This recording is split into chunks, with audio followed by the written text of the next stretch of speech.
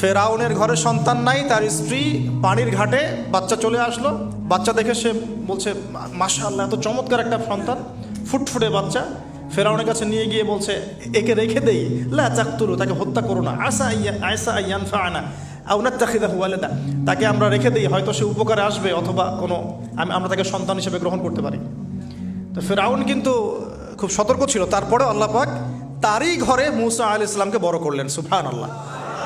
আর মূসা আলাইহিস সালাম ফেরাউনের স্ত্রী দুধও পান করছে না, তখন মূসা আলাইহিস সালাম একজন বোন আছে, সে গিয়ে তাদেরকে খবর দিল যে আমরা কি তোমাদেরকে হাল আদুল্লুকুম আলা মান ইয়াকফুলু, এমন একজনের কথা বলবো যে মূসাকে দুধ পান করাবে, এই বাচ্চাকে দুধ পান করাবে। আল্লাহ পাকের কি কৌশল, আল্লাহ পাক ওই মায়ের কোলেই আবার মূসা আলাইহিস সালামকে ফিরিয়ে দিলেন। এদিকে মায়ের দুধ খাচ্ছে, ফেরাউনের ঘরে বড় হচ্ছে, আবার ফেরাউন একটা বড় অঙ্কের হাদিয়া তার মাকে দিচ্ছে দুধ পান করানোর জন্য। সুবহানাল্লাহ, আল্লাহ পাকের পরিকল্পনা দেখেন। আমি আসলে বুঝাতে পারছি না ভাই, আমার ল্যাঙ্গুয়েজের প্রবলেমের কারণে মাফ করবেন। অনেক তথ্য মাথায় থাকলে কথা বলা টাফ হয়ে যায়। তো সুবহানাল্লাহ, আল্লাহ পাকের পরিকল্পনা দেখুন, যে নবী মুহাম্মদ সাল্লাল্লাহু আলাইহি ওয়াসাল্লামকে মক্কা থেকে তাড়িয়ে দিচ্ছে মানুষ, আল্লাহ রাব্বুল আলামিন সেই মক্কা নবীর পায়ের সামনে এনে দিলেন, সুবহানাল্লাহ, মাত্র 8 বছরের ব্যবধানে। যে বদর যুদ্ধে মুসলিমদেরকে একদম নিঃশেষ করে দেওয়ার প্ল্যান করা হয়েছে, ওই বদরেই আল্লাহ রাব্বুল আলামিন আবু জেহেলের মৃত্যু লিখে রাখলেন। যে ইউসুফকে কুয়ায় ফেলে দিল তার ভাইরা, সেই ইউসুফকে আল্লাহ পাক সেখান থেকে রাজপ্রাসাদ, সেখান থেকে কারাগার, সেখান থেকে আবার নিয়ে আসলেন মিশরের পলিটিক্যাল পাওয়ার। আল্লাহর পরিকল্পনা। যে ইয়াসরিব একসময় ইহুদিদের দাপটের জায়গা ছিল, ওই ইয়াসরিব মুসলিমদের পরতলগত করলেন আল্লাহ পাক হিজরত করিয়া। বাদশাহ নাজাশি আবিসিনিয়ায়, আমি তো মালয়েশিয়াকে একটা আবিসিনিয়া মনে করি, এখানে মাশাআল্লাহ এরকম পরিবেশ আছে, শান্তিপূর্ণ ইসলামী পরিবেশ। বাদশাহ নাজাশির এরকম পরিবেশ ছিল। বাদশাহ নাজাশি কিন্তু মুসলিম ছিল না, সে খ্রিস্টান ছিল। তারপরেও নবীজি বলতেন বাদশাহ নাজাশির রাজ্যে কেউ জুলুমের শিকার হয় না, সুবহানাল্লাহ, যদিও সে মুসলিম ছিল না। ওখানে ইসলাম নিয়ে গেলেন আল্লাহ পাক, ওখান থেকে পুরো আফ্রিকায় ইসলাম ছড়িয়ে পড়লো, সুবহানাল্লাহ। এক খালেদ বিন ওয়ালিদ রাদিয়াল্লাহু আনহু, যার হাতে উহুদ যুদ্ধে বহু মুসলিমের প্রাণ গিয়েছে না, সেই মানুষকে আল্লাহ রাব্বুল আলামিন হেদায়েত দিয়ে 100টা যুদ্ধ করিয়েছেন, সুবহানাল্লাহ।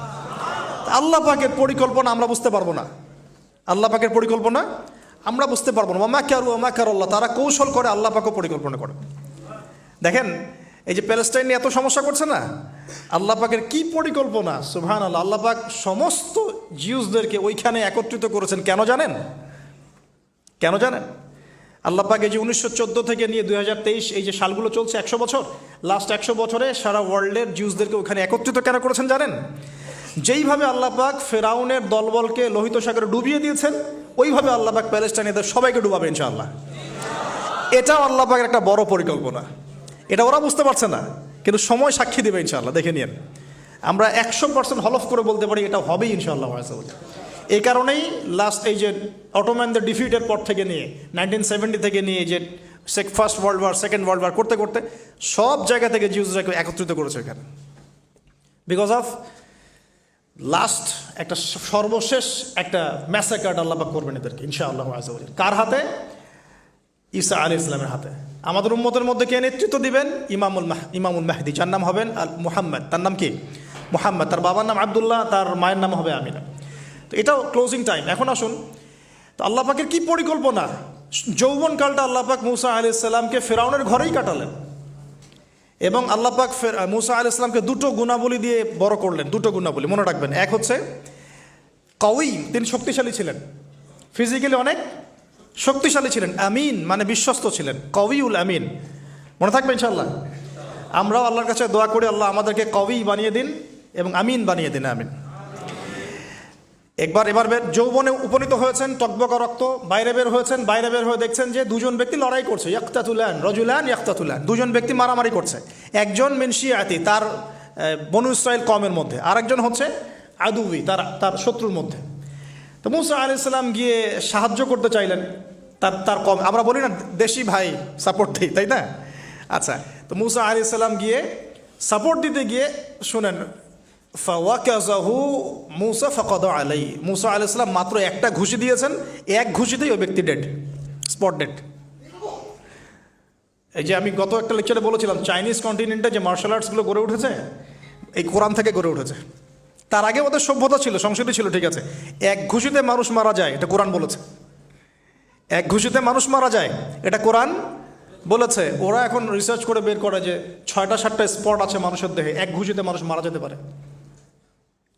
কোরআনকে আমরা মূল্যায়ন করি না, কিন্তু কোরআনকে সারা দুনিয়ার অমুসলিমরা মূল্যায়ন করে ওদের স্বার্থে তারা আমাদের কোরআনকে মূল্যায়ন করে, আমাদের হাদিসকে মূল্যায়ন করে। আমরা করতে চাই না, আল্লাহ মাফ করুক আমাদেরকে। আমরা কোরআন পড়তে চাই না, গবেষণা করতে চাই না, অর্থ বুঝতে চাই না, একটু আরবি ভাষা শিখতে চাই না, কোরআনের বালাগাত ডেইলি একটু তেলাওয়াত করবো এক পারা, সেটা করতে চাই না। আল্লাহ পাক আমাদেরকে মাফ করুক এবং কোরআনওয়ালা বানিয়ে দিন, আমিন। কথাগুলো বলার উদ্দেশ্য আপনাদেরকে আঘাত করা নয়, আমি জাস্ট আপনাদের কলবে একটু ধাক্কা দেওয়ার চেষ্টা করছি, যাতে করে আপনারা সবাই কোরআন তেলাওয়াত করেন ডেইলি এক পারা করে। আল্লাহ কবুল করে নেবেন। এবার আসুন দেখুন, এবার কি হলো, এটা ইন্টেনশনালি ছিল না, আনইনটেনশনালি মুসা আলাইহিস সালাম এখন কিন্তু মানে হত্যার অপরাধী হয়ে গেছেন, তাই না? ফেরাউন তাকে ধরার জন্য বের হয়েছে দলবল নিয়ে, ওকে ধরতে হবে, এবার অ্যারেস্ট করতে হবে। তো একজন এসে পরামর্শ দিল যে তুমি এখান থেকে চলে যাও, তুমি এই মিশর থেকে চলে যাও, বের হয়ে যাও, নাহলে ফেরাউনের বাহিনী তোমাকে পেলে ধরে ফেলবে। এবার মুসা আলাইহিস সালাম চলে গেলেন কোথায়? মাদিয়ান। কোথায় বলেন? অনেক দূরে মাদিয়ান। মাদিয়ানে গিয়ে তার না আছে কোনো শেল্টার, না গার্ডিয়ান, না কোনো খাবার, না পানি, কিছুই নাই।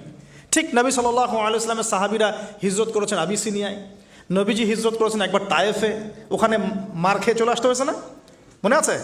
তায়েফের 3টা গোত্র ছিল, আব্দে ইয়ালাইল, আব্দে মাসউদ, হাবিব বিন আমর, এই 3 গোত্রের নেতা ছিল।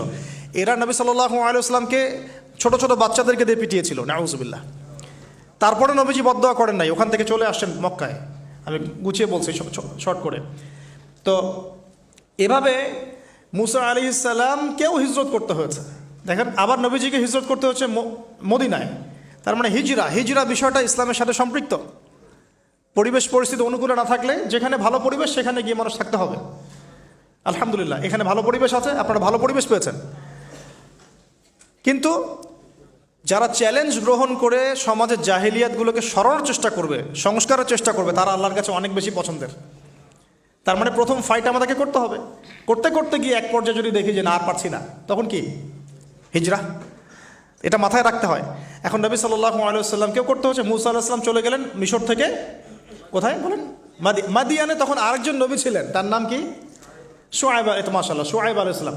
শুআয়ব আলাইহিস সালাম সম্পর্কে আল্লাহ পাক বলেছেন তিনি অত্যন্ত চমৎকার বাগ্মী ছিলেন। মানে তিনি নবীদের মধ্যে অনেক সুন্দর করে কথা বলতে পারতেন। সুবহানাল্লাহ, সুবহানাল্লাহ। তো শুআয়ব আলাইহিস সালামের কওমের নাম কওমে মাদিয়ান। বলে রাখি, এই কওমে মাদিয়ানকে আল্লাহ রাব্বুল আলামিন ধ্বংস করেছেন সর্বপ্রথম ভূমিকম্প দিয়ে। কি দিয়ে? পৃথিবীতে সর্বপ্রথম যে জাতিকে ভূমিকম্প দিয়ে ধ্বংস করা হয়েছে তার নাম কওমে মাদিয়ান। কেন ধ্বংস করা হয়েছে? মাপে কম দিত। কি করতো? যেটা এখনকার ওয়ার্ল্ডের ইকোনমিক সুন্নাহ, নাউজুবিল্লাহ। মানুষকে ঠকানো এখনকার ওয়ার্ল্ডের ইকোনমিক সুন্নাহ।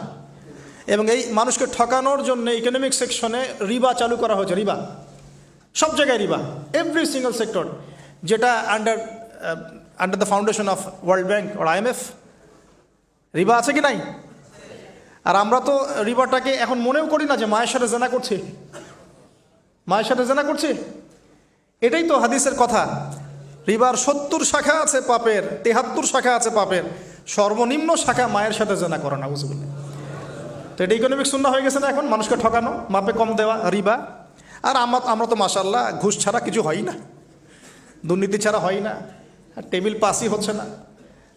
আল্লাহ মাফ করুক আমাদেরকে। তবে এগুলা আমাদের ইবাদতকে নষ্ট করে ফেলছে। কারণ হারাম রিজিক থাকলে ইবাদত, দোয়া কবুল হয় না। আল্লাহ পাক আমাদেরকে হালাল খাওয়ার তৌফিক দান করুন। এখন প্রিয় ভাইরা, ওখানে গিয়ে কিচ্ছু নাই, নিঃস্ব অবস্থায় কি দোয়া করতে পারেন একজন মানুষ? এই দোয়াটা শিখে নেন, ইনশাআল্লাহ আপনার জীবনের সমস্ত সংকট কেটে যাবে ইনশাআল্লাহ। আমি নিজেও এই দোয়াটা বেশি বেশি করার চেষ্টা করি। দোয়াটা হচ্ছে, মুসা আলাইহিস সালাম একটা গাছের নিচে হেলান দিয়ে বসলেন, বসে দেখলেন দুইজন মেয়ে দাঁড়িয়ে আছে দূরে, পানি নিতে পারছে না। লোকজন পানি নিয়ে যাচ্ছে, ওরা দাঁড়িয়ে আছে বেচারি। তো মুসা আলাইহিস সালাম গিয়ে বললেন, কি সমস্যা আপনাদের? এটা নিয়ে আপনারা আবার মেয়েদের সাথে কথা বলার চেষ্টা করেন না, ঠিক আছে? তো মাহারাম গায়রা মাহারাম মেনে চলে। তারা বললেন যে আমাদের বাবা অনেক বৃদ্ধ মানুষ, আমরা পানি নিতে পারি না যতক্ষণ না আমাদের কম পানি নিয়ে চলে যায়। তো মুসা আলাইহিস সালাম তো একটু বললাম না, ফিজিক্যালি খুব স্ট্রং ছিলেন, থাকে না বডি বিল্ডার, সামনে গিয়ে কথা বলে সরো পানি নিতে দাও, তখন মানুষ একটু মূল্যায়ন করে না।